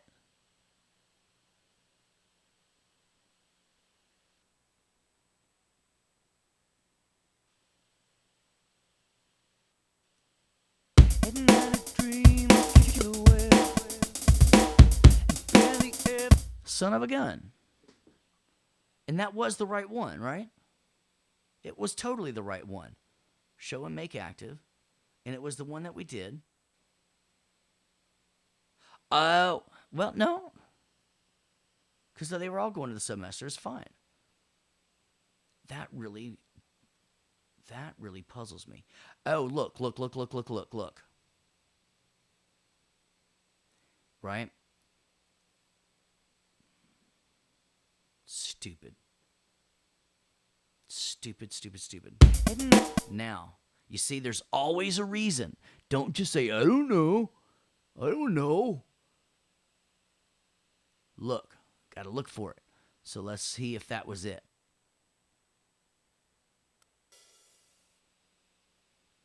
Look at that. Oh, ooh. Right? It's like, yeah, how'd you like that? So hide that, make it inactive. Now, so I got that. Now I got my open hat back.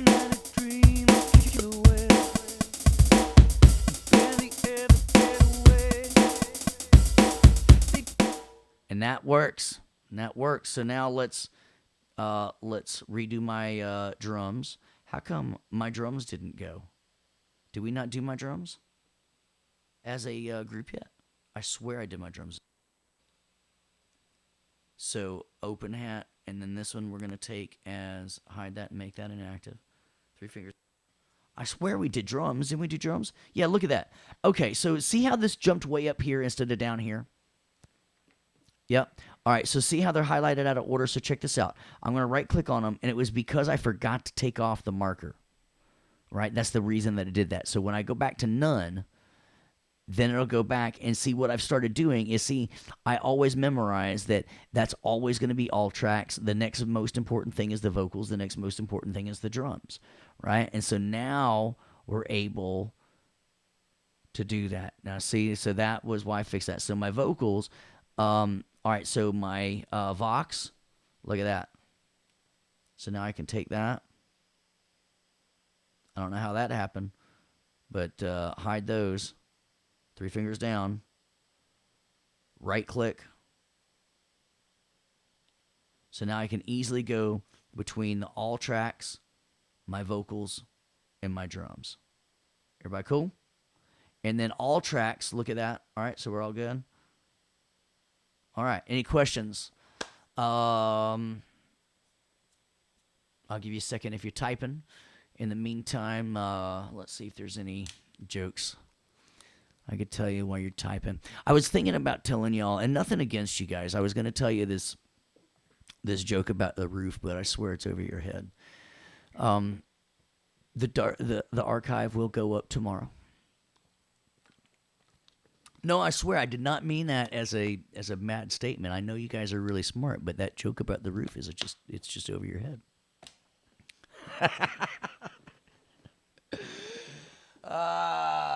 Lordy, I love you guys. All right, so we just did the drums. Let's look at that. Any questions? It would be ideal to see an open hat on a separate track, closed hat. Any questions about how I did any of that stuff you just watched? But remember, I don't expect you to be able to do it perfectly, but I expected it to make sense as I did it. So if it wasn't making sense, now this doesn't count if you were over in the kitchen making a sandwich and you walk back and you're like, hey, dude, I didn't see that first part. Can you show me that again? All right, that's not what I'm talking about. I'm talking about you were watching me and like you're like, dude, it made sense when you did this. It made sense but when you did this, I was totally messed up. I didn't understand. So the memory locations, yes, I am using memory locations to do two things now because now I can call up parts or I can call up different tracks of the song as well as parts of the song. So I can say all tracks that start at the verse or go to the tag. Or just show me the drums and go back to the verse. No, just show me the vocals and jump up to the tag. All right? So, I love doing that, and the quick key to do that is decimal point. Now, this only works on the calculator keypad. Is decimal point, whatever this number is, and decimal point. And that's why I've always tried to make a habit of making these the same down here, especially. So I say, all right, let's look at point 90 point. Let's go to the verse and play. All right, let's look at the drums. All right, let's check that second intro again. Oh, we didn't do anything? All right, we'll go to the verse again. All right, well, show me the vocals. And as a fly, I can keep on going. And that is what we consider looking like a BA, right? A bad, awesome person, right? I mean, like, not bad meaning bad, but bad meaning good. What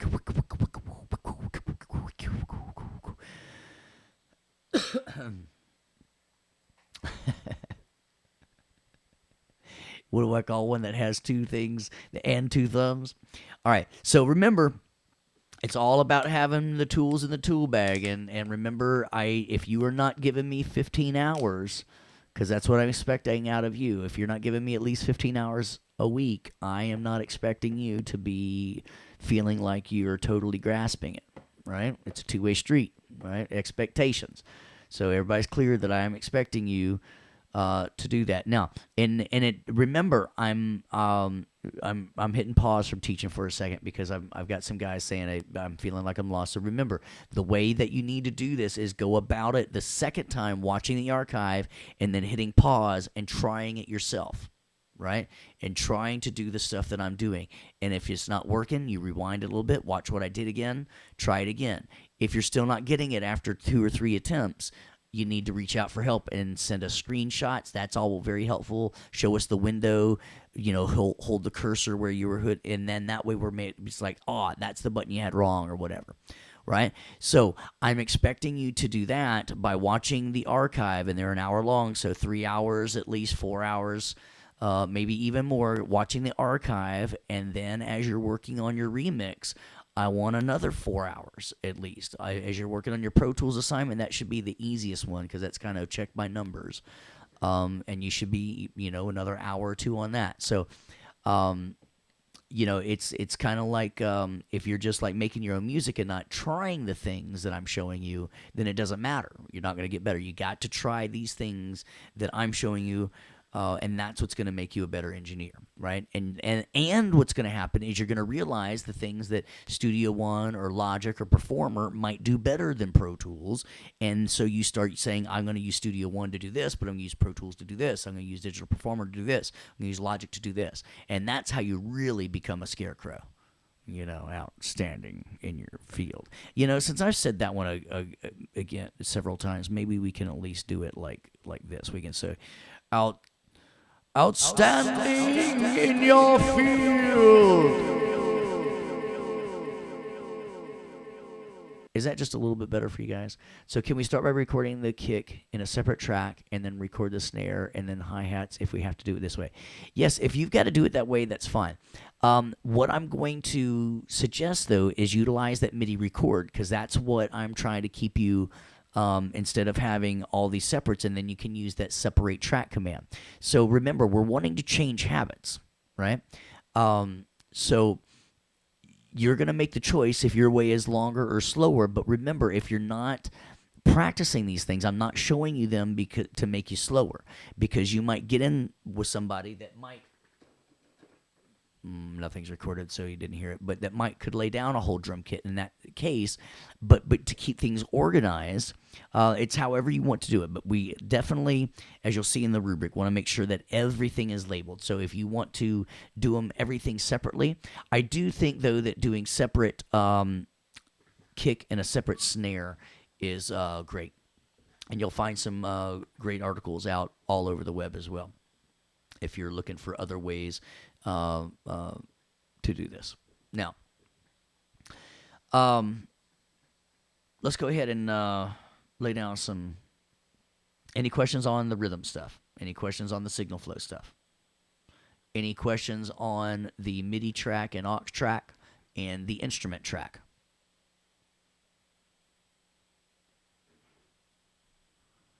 How are we feeling? All right.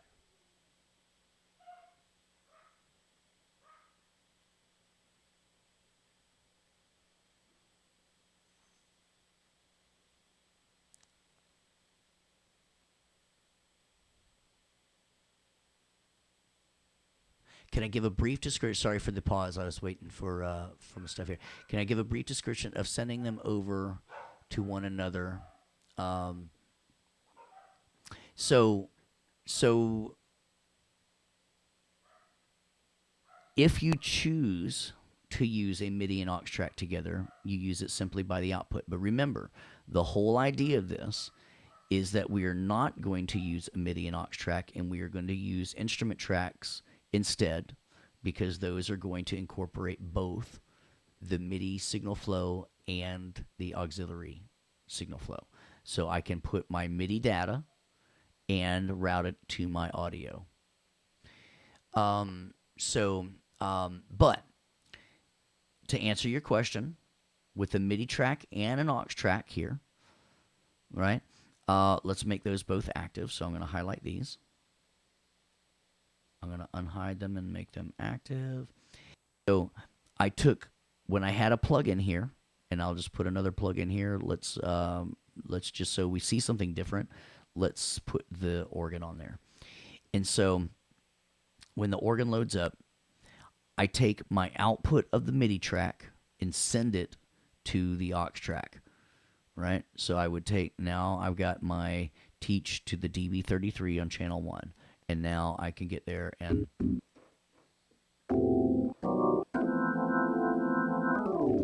right? So that's the signal flow of a MIDI track to an aux track. But then we said, just like 1 + 2 = 3, and just like peanut butter and jelly make peanut butter and jelly, all of a MIDI track plus an instrument track. Whoops, I meant to hide it, making it active. Yield an instrument track. So that's why we're doing that, because now after we view the instrument under view, right? Anything you want to view, edit window views the inserts. I can put my plugin on the insert, and now when I do that, it automatically routes. And sometimes we found that it doesn't route it correctly, and we have to double check things, make sure it's still going to the same channel that we want. And then after we got our MIDI, to make sure that we did not get any CPU dropouts, we right-clicked, when everything sounded good and we committed our track. And that is how we have gotten so far up to all of our tracks, specifically tonight, our drum tracks, and getting this to work.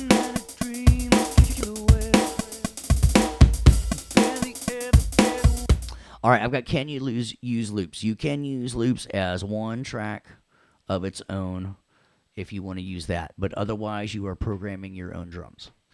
All right, and that way, if you need to, right, remember I showed you how to slow it down and set up your click track to eighth notes and quantize and to open up and to edit and to get it to where you can sound like you want it to sound. All right. But if you want to take a pick and use some of your favorite loops, that's pretty good as well. All right. Let's see. Oh, yes. Somebody says, I'm going to watch this again later. I'm expecting you to watch this at least twice, at least 3 times. All right. So all we're doing is laying down the kick track. Right? At least 5 times. But remember, you got to be trying it the second and third time. I do not expect you to watch it a second time from beginning to back without hitting pause a whole bunch of times watching Pro Tools or trying it out with Pro Tools, right? After tonight, you start watching it with Pro Tools open and you're pausing it and you're trying things. And now you're understanding that we're not working with separate MIDI tracks and audio tracks and then I'm dragging them down to an instrument track and then all you're saying is, hey, he taught me about the MIDI track and the aux track. Then he told me that those together equal an instrument track. So as we start programming all of our MIDI data so we can take advantage of all our MIDI tracks, because they even tell us here to start using MIDI because that's the way we can edit and get things going, and we want to see the original MIDI tracks. And then to make them down as audio, we right-clicked on the MIDI and committed it. So we covered a lot. But I think we're chugging along, and I think, especially if you're new to this, that yes, we have got a lot of. I'm expecting a lot of you, but I mean, I told you I'm expecting 15 hours a week at least. And if you feel like you're not getting it 15 more, I need you to give me more. And if that's not possible at this moment, then we need to work out schedules and figure out when it is possible for you to do that. But our expectation is for you to give us at least 15 hours of time with this. Okay? So, with that being said, let's hit it. I need to get some secondary rhythm down out real quick. Let's use a different one. So let's add 3 more tracks. So I've got instrument 4, 5, and 6 here. And so if we want to, we can take these. Let's slow those down. My dog gets excited about that. Poor puppy. He was chasing a lizard and tore his ACL. Holy cow on a dog, right? All right. So it said what? Shaker, tambourine, and the loop. Somebody said they want to use loop. So we'll do shaker, command down arrow, tambourine, and then we'll do a loop. All right, so now I'm doing it as I would normally do it. I've got 3 instrument tracks, right? No more of that MIDI track. All right, so now as I am putting this, let's do boom. And I like to put them on A because then I can put effects after them if I want to. And we'll look at boom. For a shaker. All right, I'm going to pause for questions while that's loading up.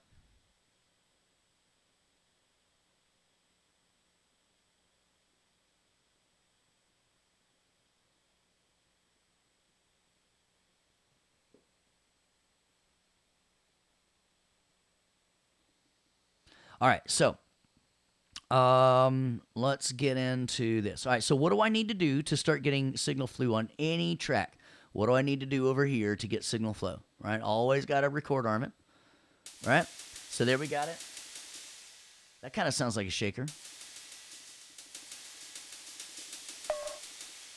That does not a shaker.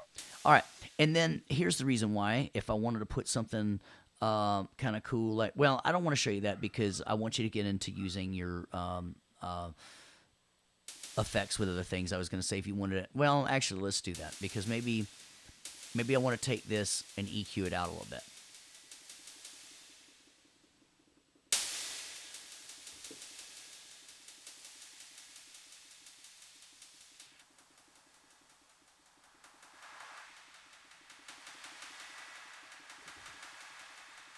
And that's the sound I want. Everybody cool? Yeah, Boom is a little step sequencer that can do some loops here too. You just pop in your little patterns and, if you want to call up some, and just experiment with stuff, Or got a little slow jam going around. They give you some cool little dance stuff, and pre-made patterns if you want to do stuff.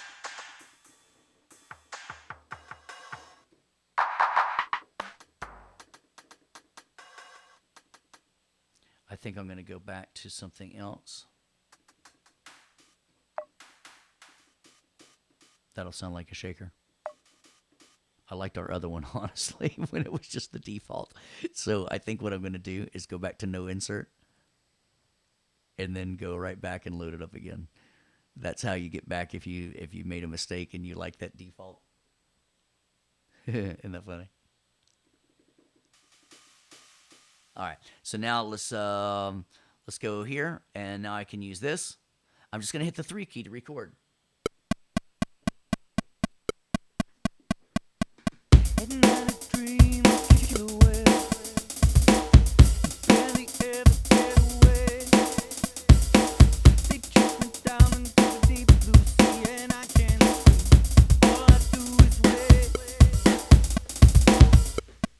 All right. So remember, we're not mixing, so maybe we want to take, some of these now that they're audio. We could definitely probably start bringing them down to somewhere in that -10, -15 range, so we're not just clipping all over the place because nobody likes it. All right, I want to hear that shaker, though.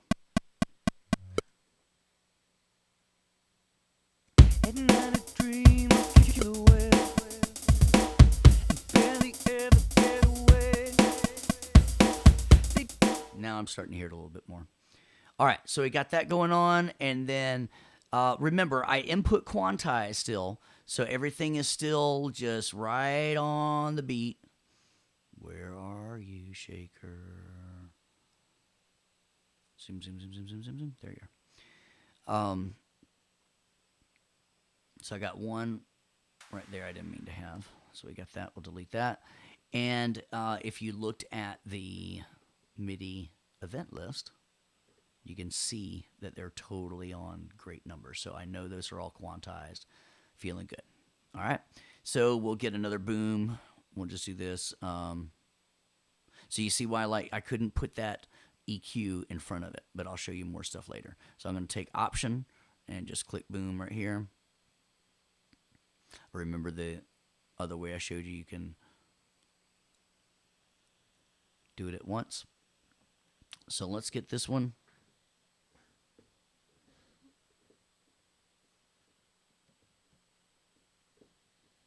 So, yes. I've got a question that says, can I write them in with a pencil if I don't want to record them in? And I could totally do that. If you were into doing something like that, you can just write it in with your pencil and get in. And now, what you're going to find is that you probably, once I got that, it actually, I think, is easier to use to get into that MIDI editor, double clicking or going up into the window and use your pencil tool up there. And then that way you get a bigger keyboard to write with and things like that. But if you wanted to jump in, and then you can, zoom in and see your beats and your partial beats and your eighth notes and everything. So you can totally click in and write with that if you want to do that.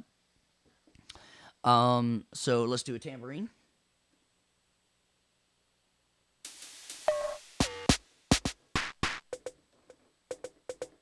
We're going to pretend that's a tambourine.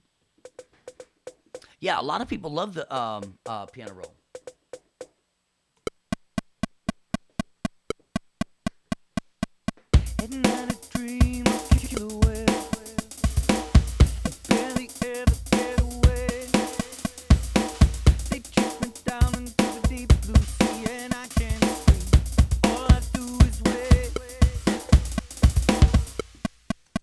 All right, that was way too loud after it got to be there.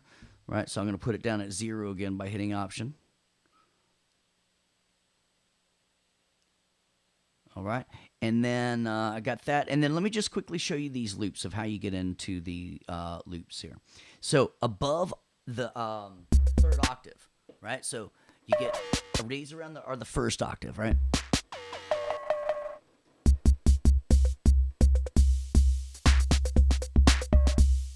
And then I can start holding them down and get this going on. So now what I'll do is we'll lay down just a loop line.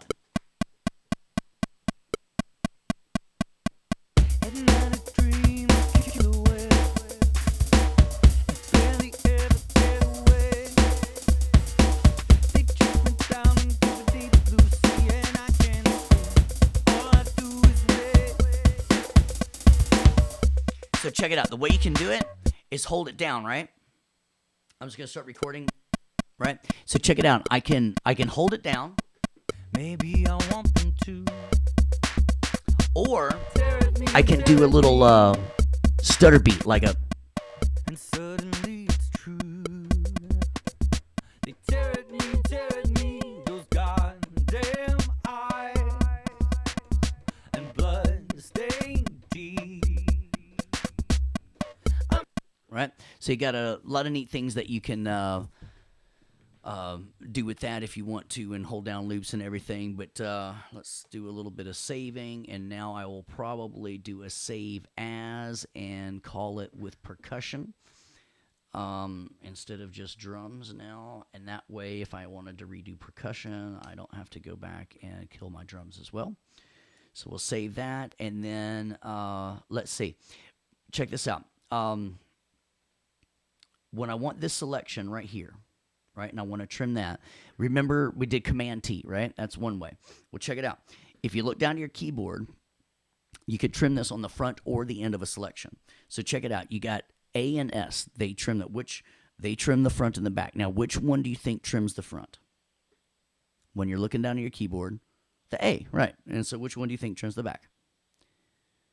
S. Very good, because they made it easy like that. So, and when you think of what A and S spell, as, right? So just remember it as trim that as needed. All right, so if you trim that as needed, if I hit the S right now, boom. Oh, come on. Are you really going to do that for me? They're really going to trim that. All right. There you go. Sorry.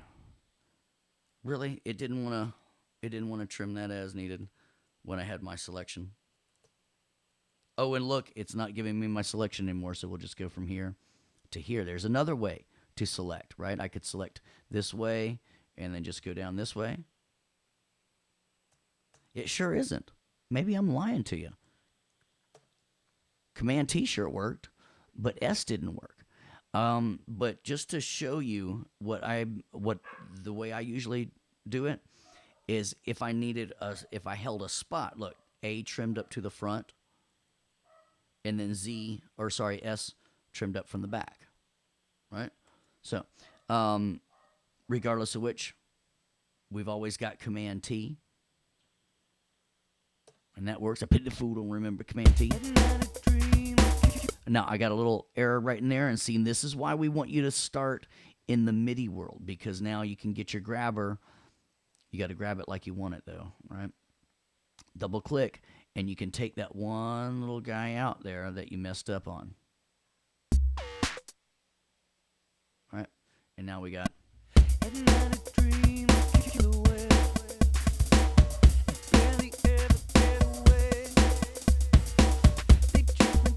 And if you want to shorten them up and change them all over the place and do whatever, and maybe you want to like go here and do that, and then check it out. Your pencil tool is kind of like a smart tool, right? If I option click, I erase it, right? If I wanted to put another one right here, I could do that. But it's going to do it in the duration of what we got set up going over here, right? So if I wanted something like 2 beats going on, I better put a half note duration, and then it'll write over that half note, right?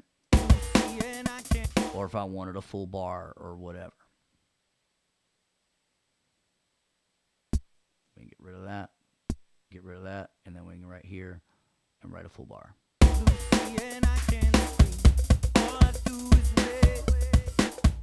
All right. And so if I were to solo it, here's what it sounds like.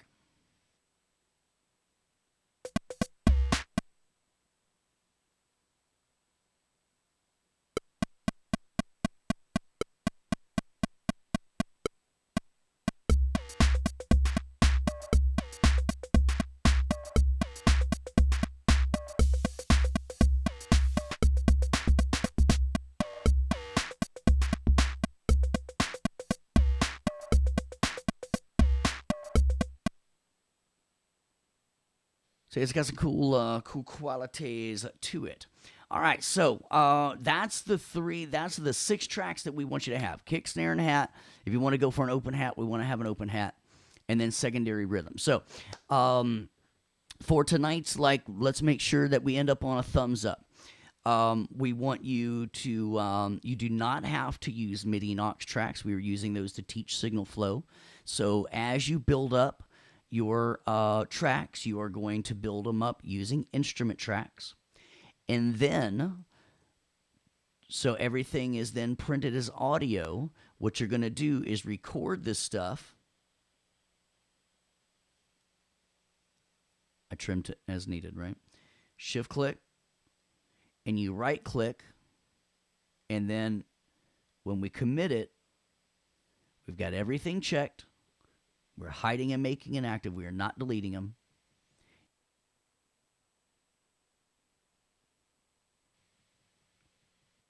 And then that is what starts converting it to audio. And then as a cleanup type of thing, what I like to do is now, since that's all my drums, I want to re-edit my drums. And so now when I go to drums, that's that. And I might go to all tracks now and start adding in those 4 that we just took out, or those 3 that we just took out.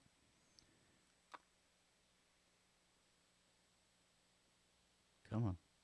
3 fingers down. I don't know why you were still there.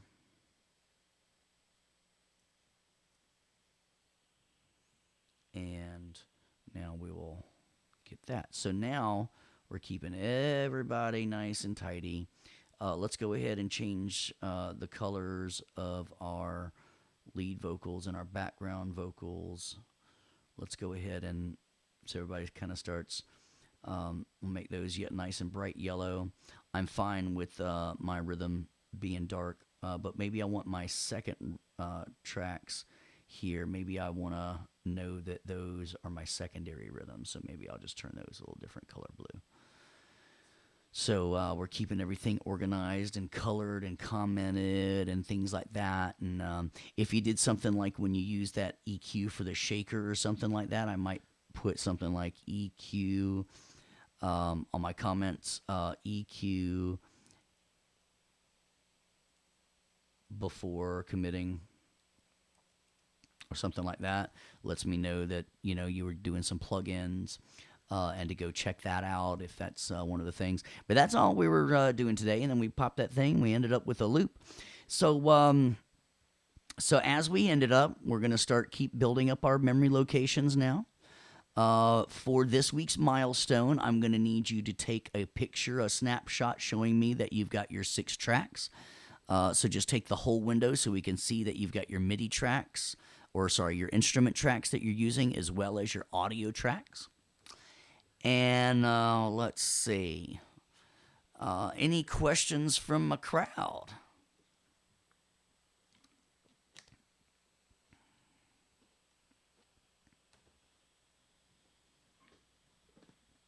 So yeah, we'll do that after class. And then so you're going to do the whole entire song. I'm just doing a verse since, you know, we're teaching. Can you imagine how long the lectures would be if I had to make a whole song? So well, good. So remember, if you're not getting it by your 3rd or 4th watch and you're just not understanding what we're getting out of you, I want you to reach out to your instructors and make sure that you get the help that you are needing. Other than that, I'm going to go ahead and stop tonight's archive. I want to thank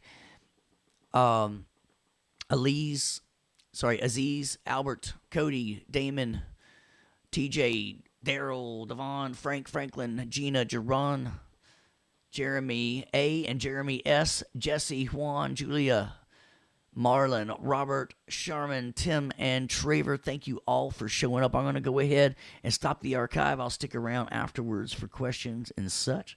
So, you guys out in the cyber world, have a super great night. My name is Steve. Peace out.